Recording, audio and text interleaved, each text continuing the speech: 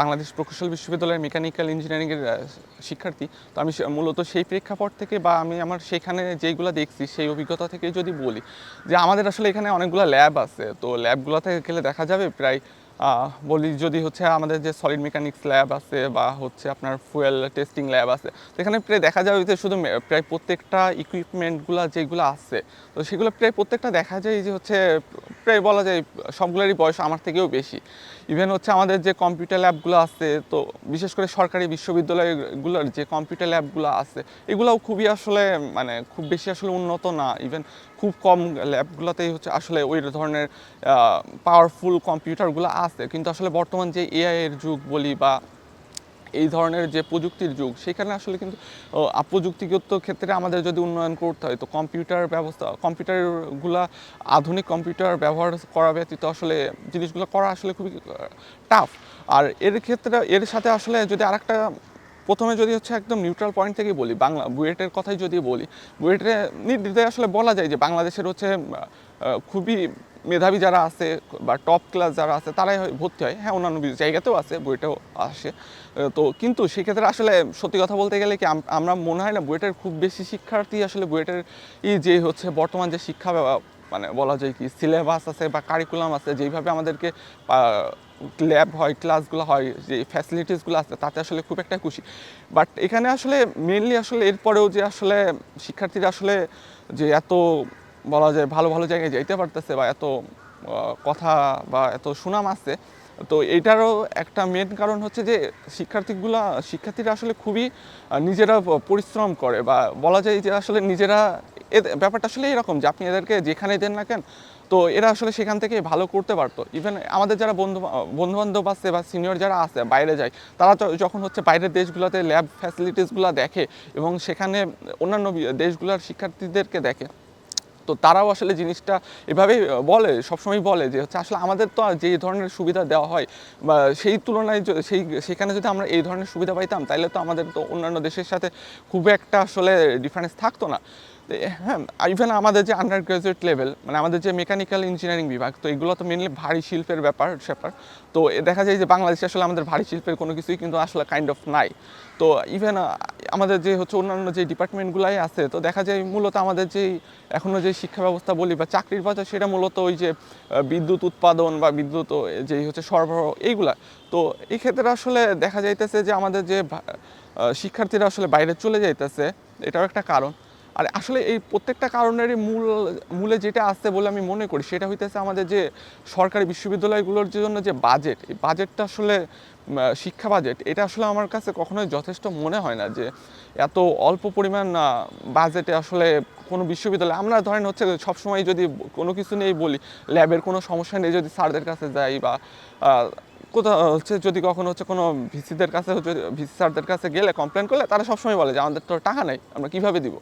তো জিনিসটা আসলে এরকম যে একটা দেশের আপনার টপ ইউনিভার্সিটি, আমি যদি বলি বুয়েট, ঢাবি বা হচ্ছে জাহাঙ্গীরনগর, এরকমের যেইগুলো আছে, এরা হচ্ছে বা ঢাকা মেডিকেল, তো এইটা হচ্ছে আপনার একটা দেশের হচ্ছে টপ জায়গা। তো আপনাকে অন্তত যদি দেশকে হচ্ছে উন্নয়ন করতে হয়, অন্তত কিছু জায়গা থেকে তো শুরু করতে হবে। হ্যাঁ, এটা ঠিক যে হচ্ছে সবারই অধিকার আছে, কিন্তু সত্যি মানে কোনো এক জায়গা থেকে তো শুরু করাটা দরকার। এখন আপনার যেটা সব থেকে মানুষের বিশ্বাসের জায়গা, সেই জায়গাতেই অবস্থাটা এইরকম যে হচ্ছে আপনার খুবই বেসিক জিনিসগুলো নাই, খুবই মানে আপনার এখনও সেই 20 বছর 30 বছর আগের ইকুইপমেন্ট ব্যবহার করতে হইতেছে। তো আপনার হচ্ছে এখনও হচ্ছে সেই মাইক্রো বলা যায়, আমরা হচ্ছে এখন 2025 সালে আছি, আমাদের ল্যাবগুলোতে সফটওয়্যার ব্যবহার করতে হয় 2007 সালে 2008 সালের। তো আসলে এইভাবে তো আসলে খুব বেশি উন্নয়ন আসলে সম্ভব নয়। এক্ষেত্রে আমার আসলে প্রথম থেকে মনে হয়েছে যে আসলে বর্তমান তো অনেকগুলো সংস্কার কমিশন রয়েছে, বাট দেখা গেছে কি শিক্ষার ক্ষেত্রে আসলে খুব একটা সংস্কার কমিশন এখন পর্যন্ত কিন্তু গঠন করা হয় নাই। ইভেন শুধু যে আসলে শিক্ষার ক্ষেত্রে একটা মানে সংস্কার কমিশনই গঠন করা জরুরি, তার থেকেও আমার কাছে মনে হয় যেটা যে প্রত্যেকটা বিশ্ববিদ্যালয়ের জন্য আলাদা একটা কমিটি বা কীভাবে আধুনিকায়ন করা যায়।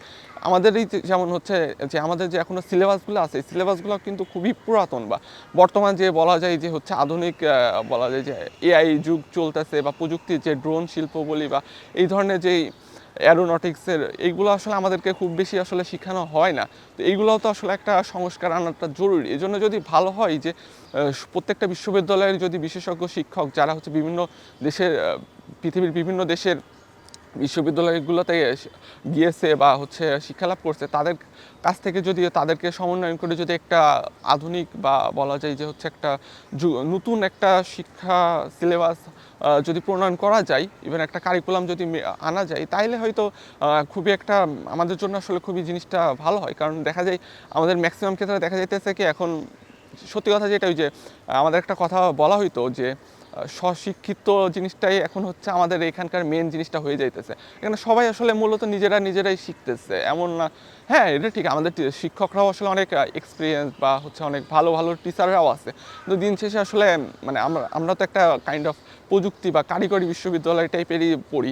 তো আমার কথা হচ্ছে যদি ল্যাব ফ্যাসিলিটিসগুলো যদি ভালো না হয়, তাইলে আসলে শিক্ষকদের যে আমাদের যে থিওরি জেনেও তো আসলে এটা প্রয়োগের কোনো জায়গা নাই।